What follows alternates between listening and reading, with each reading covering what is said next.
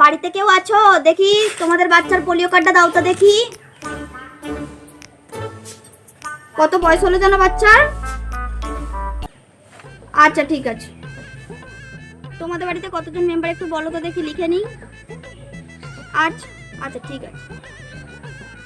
শোনো, এই গরমে একদম বেরোবে না, আর যদি দরকার পড়ে খুব তাহলে বেরোবে। ছাতা, জল, ওয়ারেস সব নিয়ে বেরোবে, ঠিক আছে? এই, তোমার মেয়ের 5 বছর হলো না? তোমার মেয়েকে তো ভ্যাকসিন দিতে হবে।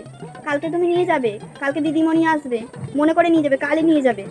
এই, তোমার মেয়ের আধার কার্ডটা এসেছে তো? এখনো আসেনি? ঠিক আছে, আজকে আমি যাই, গিয়ে কথা বলে দেখছি, তারপর তোমাকে জানাবো।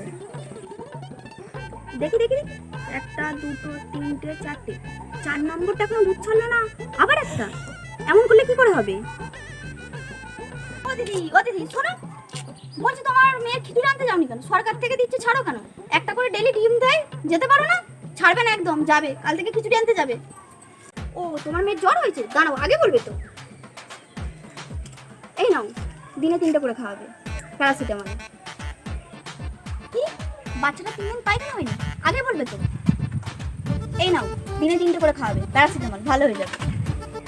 কি, তোমার হাঁটুর ব্যথা? আগে বলবে তো। এই নাও প্যারাসিটামল, 3টে করে দিনে খাও, ভালো হয়ে যাবে।